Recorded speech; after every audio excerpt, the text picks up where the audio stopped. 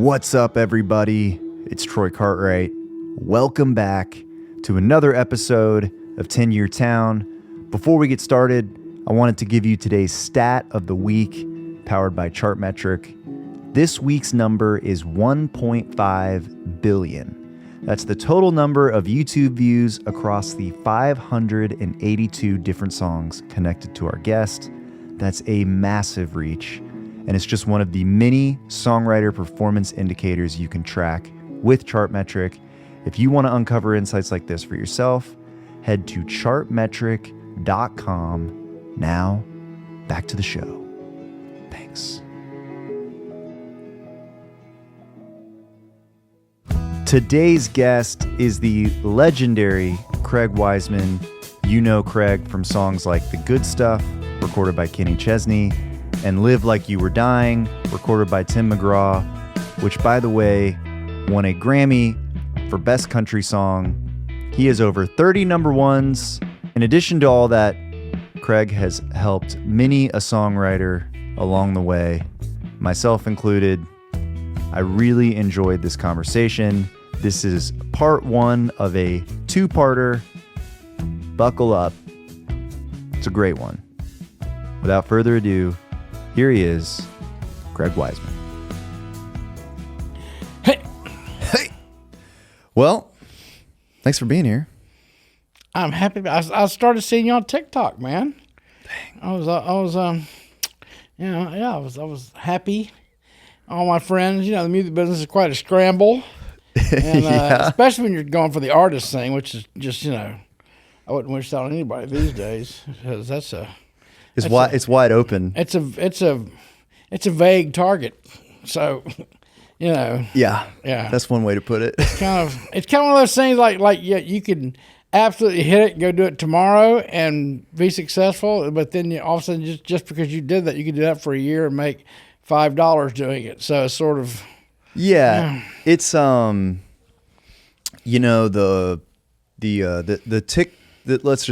TikTok, that's a broad generalization for social media. That part of it has certainly sort of warped a lot of reality, both good and bad.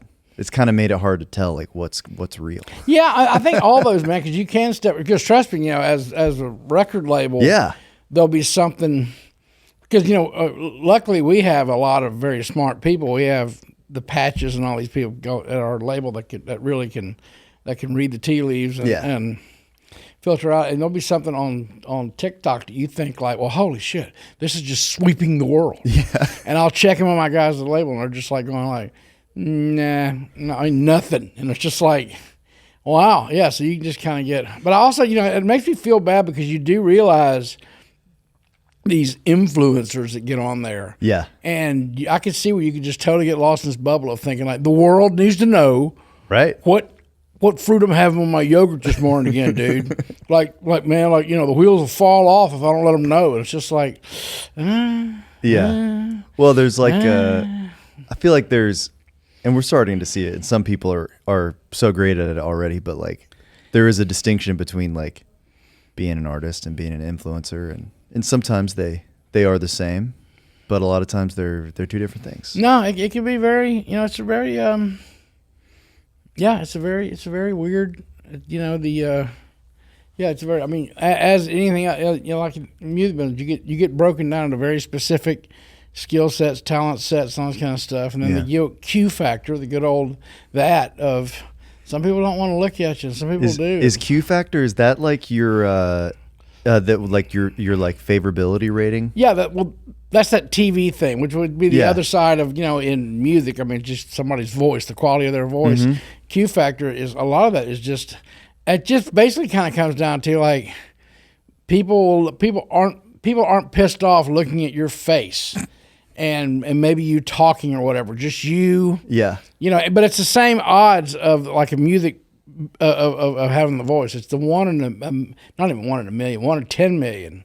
Yeah. And that's why I think a lot of those stars, when it's all said and done, you're just born with that whatever it is about you, the cut of your jib or whatever. Yeah. People you don't irritate too many people whenever you're doing it. And so whether that's acting, whether you're falling in love with some starlet in the movie, or saving some ship on the high seas, or being in some sci-fi thing. Yeah. Like you don't piss too many people off when they watch you doing it. And that's kind of what it all that's kind of it, man. That's intangible. Yeah, it is sort of, and if you got it, bank, but at the same time, I don't know. Why are we talking about this shit? I don't know. Because I brought it up. See, yeah. Well, let's get into it. I always start this thing off. First off, we're not. I made him do no headphones. Yeah, we're raw dogging it. Yeah, so that's good. I'm just gotta. You're in a rarefied era of people that have refused the cans, and it's good. Yeah. I don't know. Well, I always start this thing off with the same question, which is, how long have you been in town? I moved to town May 21st, 1985. Dang. Where from? Hattiesburg, Mississippi. Did you come College straight town. here out of college? Dropped out of college. To my mother's delight. It's just, yeah. I'd done, I don't know what my classification was. Was I approaching being a junior or sophomore? Because I did a couple of semesters, and then I would go on the road with a band and then come back, do another semester. Yeah. And, trying to keep mom happy. And also, at the time, that was back in the day when, this was back, it's all right. God, random rogue. That's back in the day when it was still that old school thing of you went to college, you get that safe job and just have that safe career path. Yeah. And it was only a few years later that my lawyer friends and people who did that career path, when corporations started laying off people, and within about 10 years, by the time I was 30, people were going well, I was like, well, I'm rolling the dice in the music business, as you are with any job you do as well. I see. But back then it still was. So I was going to college and telling myself, this music thing is insane. You really this is insane. The fact that you're playing 6 nights a week and all that kind of shit, it's just a fluke. It's just saying you're going to have to grow up and get some kind of a gig or something. Yeah. And I kept, I was trying to go to school, but I was doing music, and by then I was writing songs too. So I was playing drums, all night long, writing songs all day long, all this kind of stuff. And finally, I just got to the point of I've got to go do this. Did you know, even living in Hattiesburg, that Nashville was no, a place so how to do that came about was, so I was reading books and stuff, and they actually had a little bit of a music industry program at USM, although USM, University of Southern Mississippi, had a really big music program, but it was more classical and stuff. Okay, gotcha. Very creative. It was the creative college. It was the largest one. Nobody's heard of that one because it wasn't SEC. Right. But between Ole Miss, Mississippi State, and University of Southern Mississippi, it was the big one. Okay. But it was the art college and stuff like that, because it had started off as a women's college and all that stuff, so it was teaching and sciences, so it was all those kind of things anyway. So, but nonetheless, so they had a really great music program and stuff like that. Yeah. I'd read enough, and you read back then the few books they had, the half a dozen books. They all said the same thing, don't sign a contract without a lawyer and stuff. So I'd gotten in a road band. I realized now, this was after Alabama had hit. So Alabama broke in 1980. Gotcha. And oh my God, it was $1 billion cottage industry. So that, word went out. So everybody was looking for, I realized now, everybody was looking for bands and stuff. So we started getting some calls and some interest. And we kind of had a money guy out of Jackson who was like an uncle to somebody in the band who was a lawyer. And he put up a little bit of money. He always put up a little bit of money thinking his nephew was going to do well. Gotcha. And so this band, so he kind of came around, and he was he was an interesting dude. But all of a sudden one day he showed up at a gig of ours with contracts, and I'd been writing songs for the band. Yeah. Which I thought, at the time, whenever you don't know about Nashville, that's your vehicle for music. You have the Eagles, like every band, you have, if you write songs, then you have to have your band to, that's how you get your songs out there. Right. But he showed up with contracts for me and the lead singer. It was and I found out later that some lady had told him that things were hot in Nashville, yada, yada. And I had this contract, and I was, looking at it just But my mother, thank goodness, was working on getting her doctorate at Peabody at Vanderbilt. Mm-hmm. We're getting her doctorate in education administration or whatever. Yeah. And the band actually had a week off because we were booked. We'd play like a week at these bars, these clubs, these Gillies type places, and 2 weeks here, and then we we just happened to have like 5 days off. So we ended one weekend, didn't start the next gig until the weekend. So I had that time off. And Mom was going to Nashville. I was like, let me get a ride with you. Yeah. And I brought my contract. And so she parked, oddly enough, at Peabody, that's right there on Edge Hill, mm-hmm. right? So she parked on the end. So I walked on Edge Hill down to 17th. Now my office is right there on Edge Hill. Yep. But I walked down to 17th. That's where the Alamo Church is. Okay. And to the right of that, like 2 doors over, there was a sign in the yard. It was like, this Ken Levitin, music attorney at law. And I was like, that's what I need. Perfect. And I walked in there, dude, just me and my happy ass walked in there. And, it was one of those old houses, and there's a girl behind the desk. And I go up and I go, hey, look, I got this contract, and I got, I'll pay the lawyer like $20 just to look at this real quick and just tell me what the hell's going on. She was like, what? You gotta have a retainer? You gotta retain? What the hell's a retainer? Like, my teeth are fine. I don't need a retainer. Seriously, I knew nothing. And thank God I was talking to her, and over here behind the copy machine, kind of over to the side, was a guy, Oxford shirt, no jacket with sleeves on it. And finally he just goes, Mary, I got this. Come here, kid. Come here. Yeah. And I follow him back to his office. And he doesn't even sit down. He's just like, so where are you from? I was like, I didn't say, play drums in the band. I write songs. And he's like, okay. He's like, this guy wants your publishing for 10 years. I'm just like, what's publishing? He was like, he goes, yeah, you're not even getting a draw. I was like, what's a draw?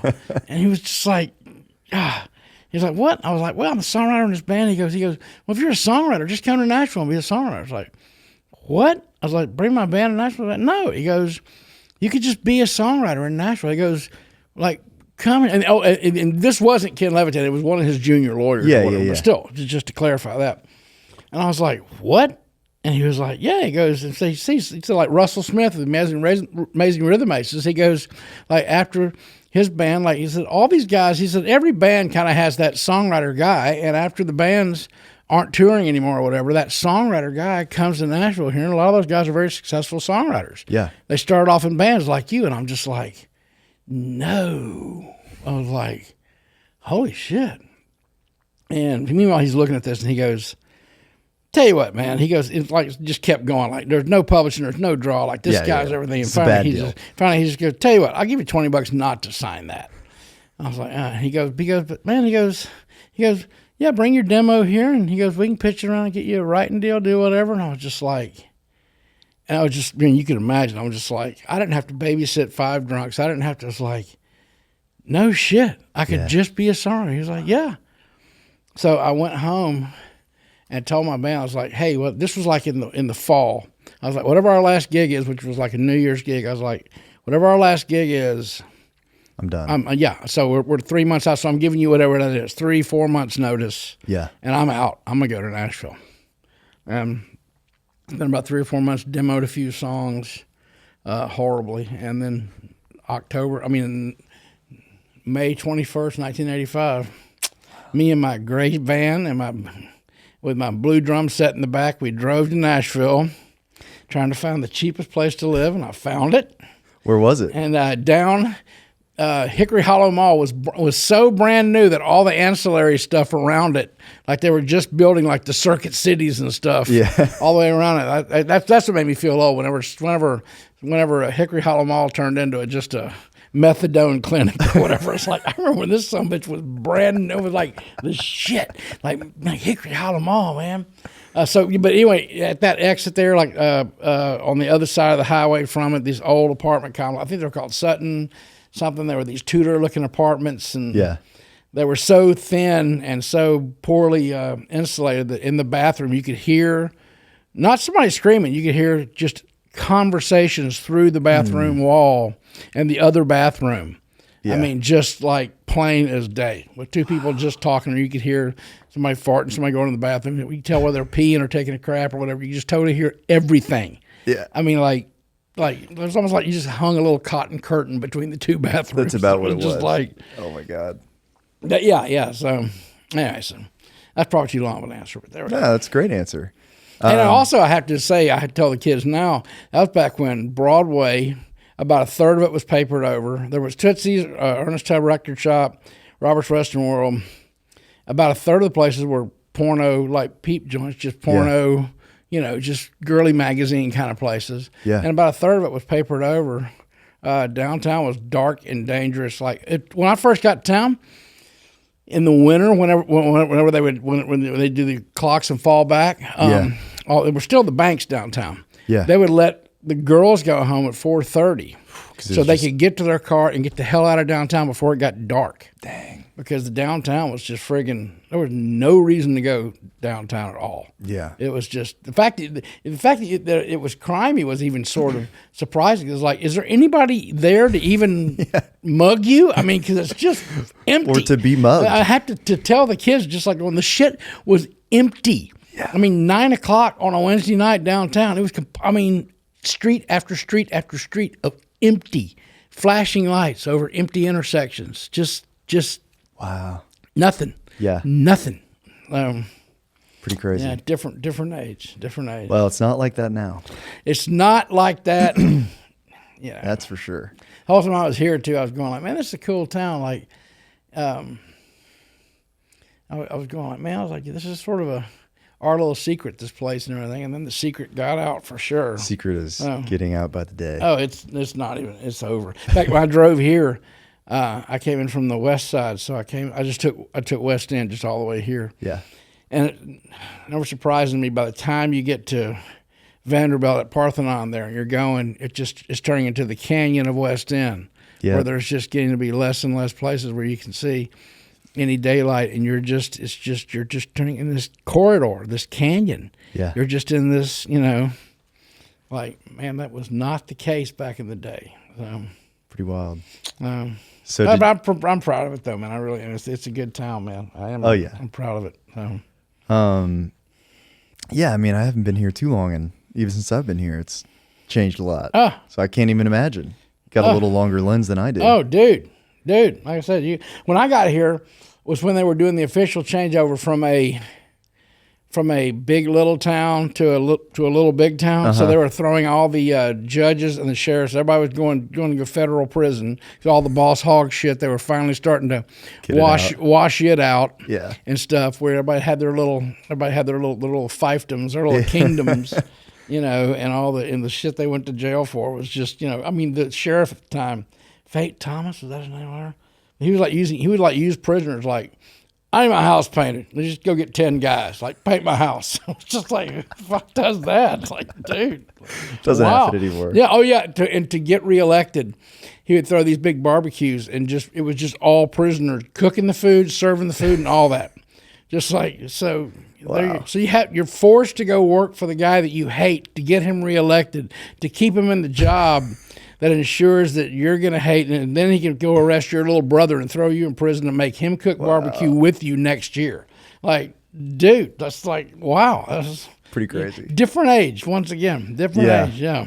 Yeah, I'm reading this. I got to preface everything. I guess I should say everything was allegedly. Sorry. Allegedly, yeah. Allegedly. I don't know. Rumors. Probably nothing to it. He's probably just a fine guy. I'm reading this, this Lyndon B. Johnson biography. It's like 4 volumes. I'm on the first one. Oh, yeah. By Robert Caro. It's the guy that wrote it. And it's, I just read this paragraph where basically whoever the congressman in Texas he was working for, during election time down in their district, people would just come in and they just say, how many people?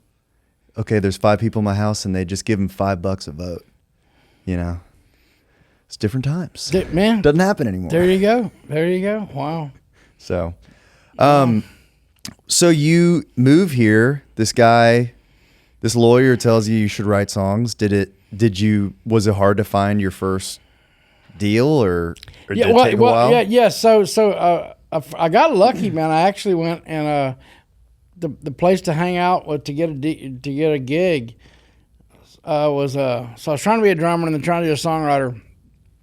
You go up to Trinity Lane, and a place called The Real Country. So check this out, how far ahead of time this was.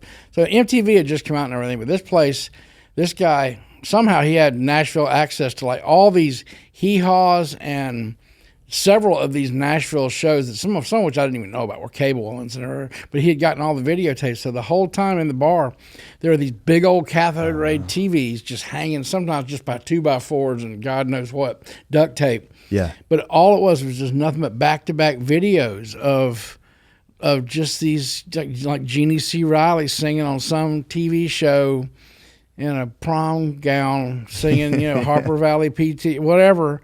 And just back to back, all these things. Like it really, it was very, so I mean, in New York they were just starting to do these video bars there. Yeah. And this was the country version of that. In this dark bar in a very that part of town is still dangerous. Okay, the first when I walked in, I go to Trendy Lane. I'm just like, holy shit, this looks sketchy. So I'm walking in the door of the place. There's a payphone 3 feet to the right of the door. There's a guy on the payphone like going, no, you got to come here. My buddy, there's a guy behind him going, and he'd been knifed in the parking lot. And this guy was trying to talk an ambulance into coming to get him because the ambulance, they didn't want to go in that neighborhood. So this guy was like, and I'm just sitting there just going like, man, like, I was like, man, big city stuff is cool as shit. I was like, the guy was holding his guts in. He's like, he'd been knifed in the same parking lot I just parked in and walked in. I'm just like, okay, like, dude, welcome to Nashville. Wow.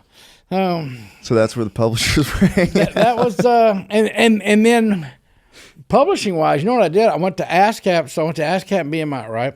Mm-hmm. And I got the ASCAP magazine, but it had the thing, and it had the list of the top 10 publishers for the year in there. Yep.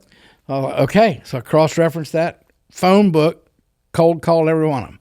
Hey, can I come here? I'm sorry about that. And one of the guys was Ed Bruce, because he just wrote, when I go, I don't know if they let cowboys in. And Mama's Don't Let Your Baby. So his little independent publishing company had made the top 10 because he'd written a couple of big hits. Yeah.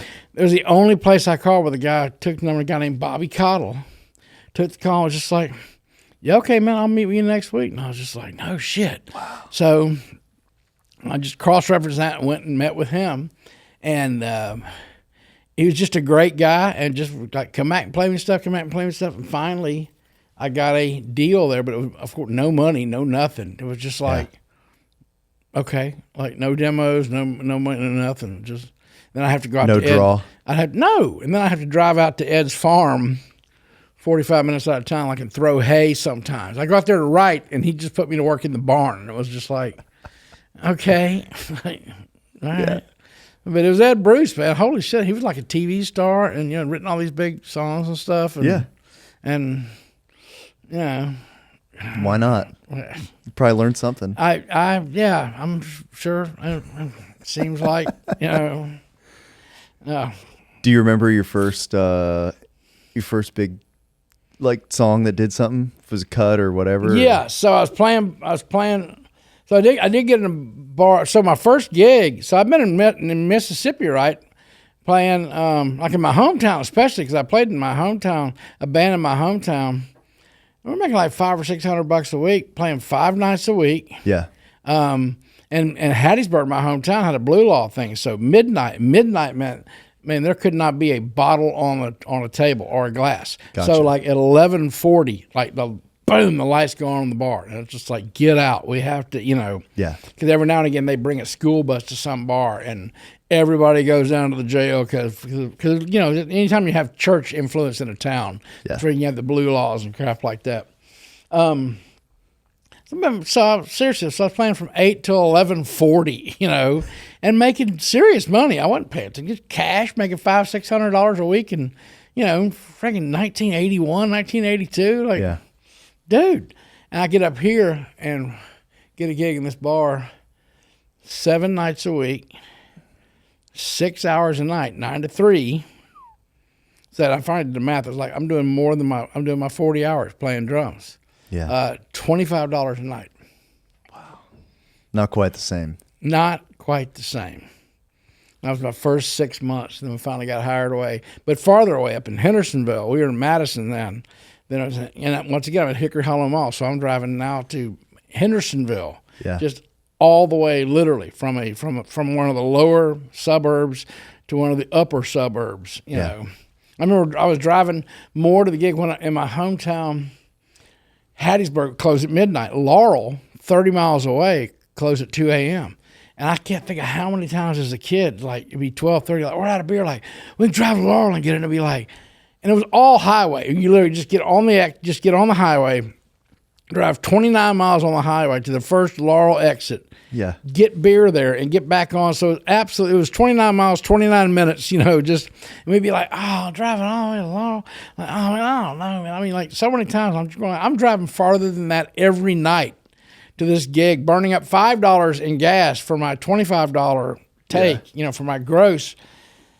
Oh, yeah.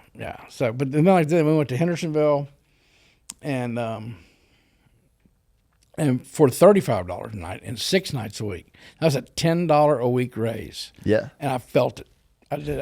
I was, because by then it was, you know, and trying to write songs, man, writing songs and going down and just doing that, man, just friggin'.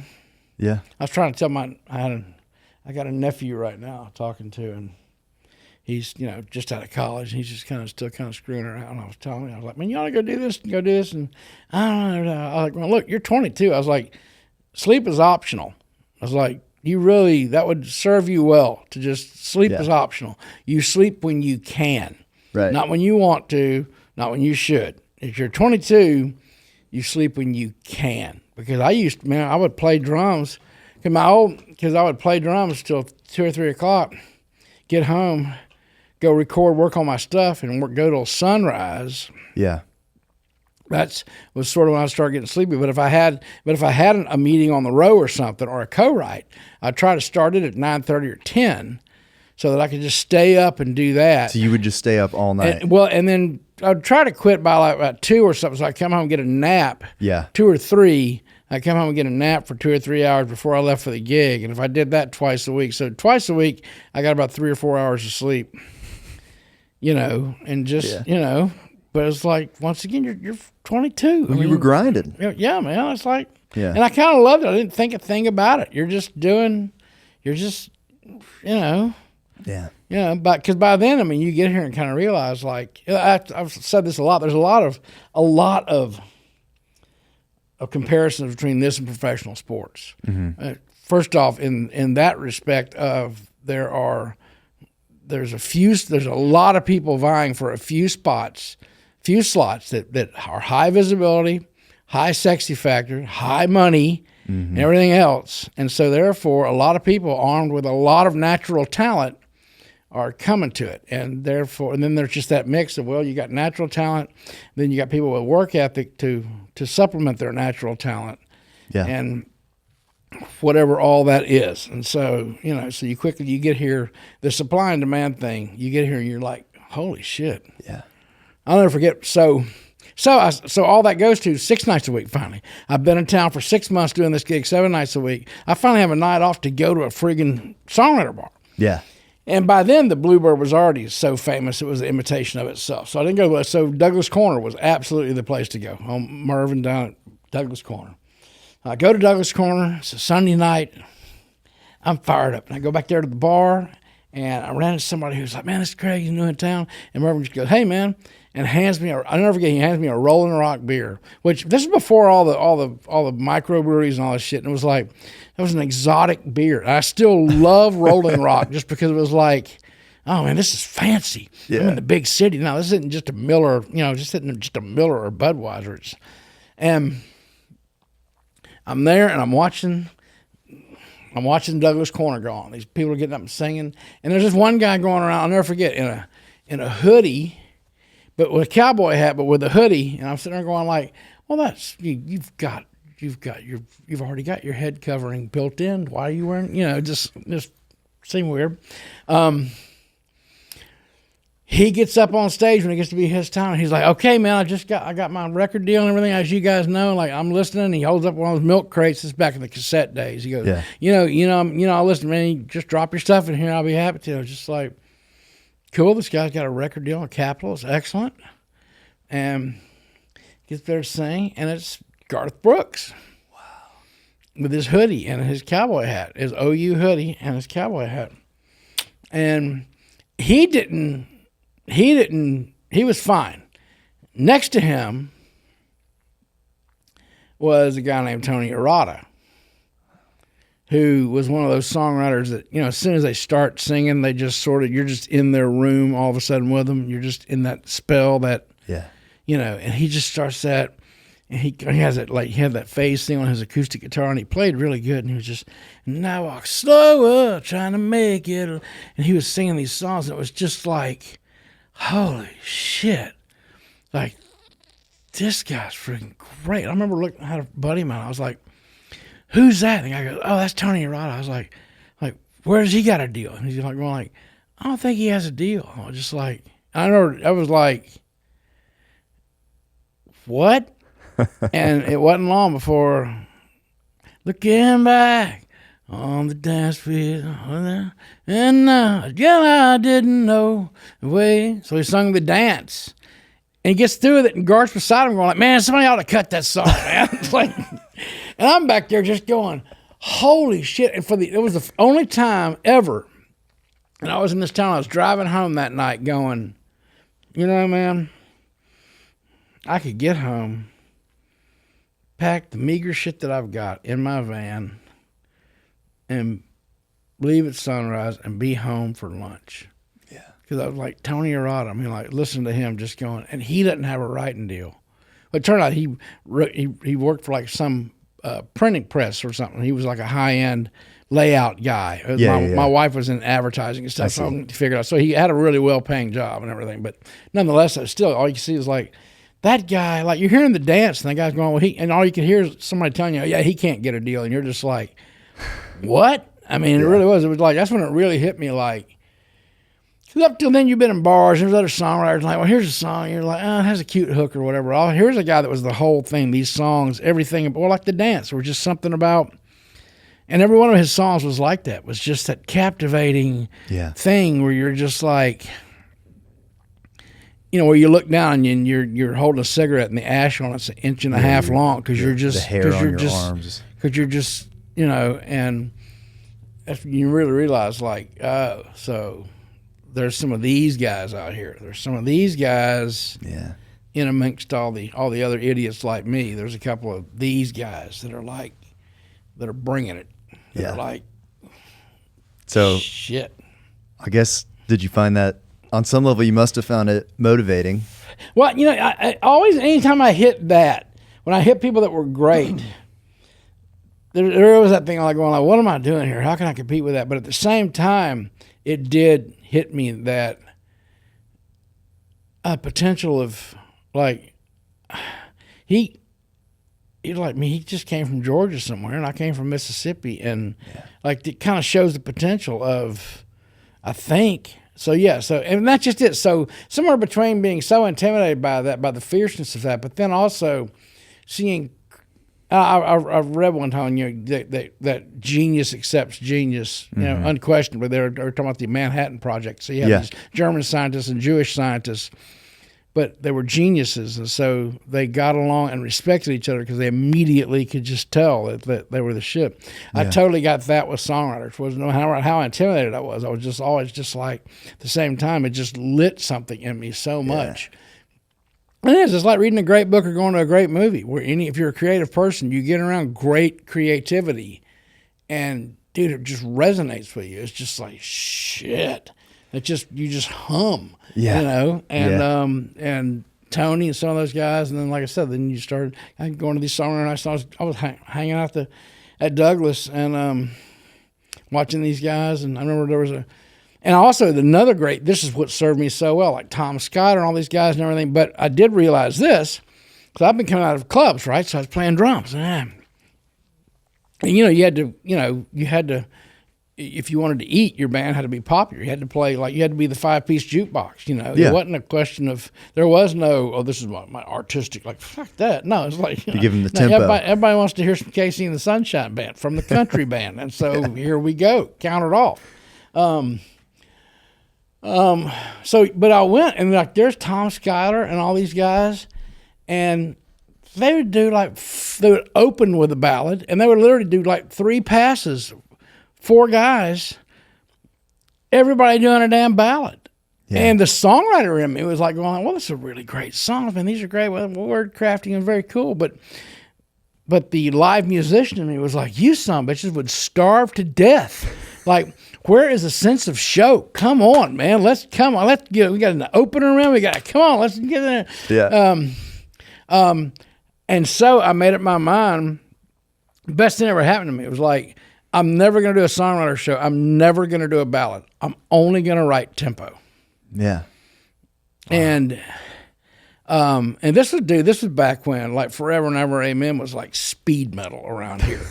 I mean, dude, it was everything was very, very, it was just. Yeah. And here I was writing tempo. And what happened with that was I was having fun and writing tempo and stuff. So I started getting invited to stuff way out of my league. So Russell Smith and Dave Gibson and stuff would invite me to do their shows with them at the Bluebird. I mean, here are guys that have had number ones with Alabama and all kinds of shit, and Randy Travis and all that. I had a hold that lasted for 3 days. Yeah. But I was playing tempo stuff, and the guys who knew the show knew let's get Craig in here because it makes it, the energy. Yeah, he makes it fun. The guys who came from bands knew the value of get a tempo guy in here. Yeah. It just makes the night better. Yeah. And so, and it made me write tempo. And so I just wrote tempo. That's all I did was write tempo. And which is ironic because when I started breaking, my first number one was on Tracy Lawrence, If the Good Die Young. So if the good die young, if the good die young, so tempo, which Tracy cut because he needed a tempo song, heard a song, yeah. And I was just the tempo dude, just indefinitely. That was all my shit. Kenny Chesney, she's got it. All my tempo. Yeah, here we go. That's what was so weird that I finally go along and I had this season where I wrote this little song called Live Like You Were Dying. Yeah. And kind of as a direct result of that, a year and a half later, I was with Ronnie Dunn and we were talking about that. And I got a call from a lady about Live Like You Were Dying. It was about faith. And I told this lady, the church lady called me up and had me crying because of that. And we wrote Believe. And all of a sudden, I was getting all these calls. Craig, I just want to write this deep song with you. Just that. It was the weirdest thing because I'd become known for just the tempo guy. Hey guys, thank you so much for listening. If you want to submit a question for one of our Q&A episodes, you can do so at tenuretowne.com. We would love it if you would join the Tenuretown community, which just means we'll send you updates via email about stuff we got going on. And of course, please rate and review on Spotify, Apple Podcasts, or YouTube. Wherever you listen or watch this thing, we appreciate you so much. See you next week.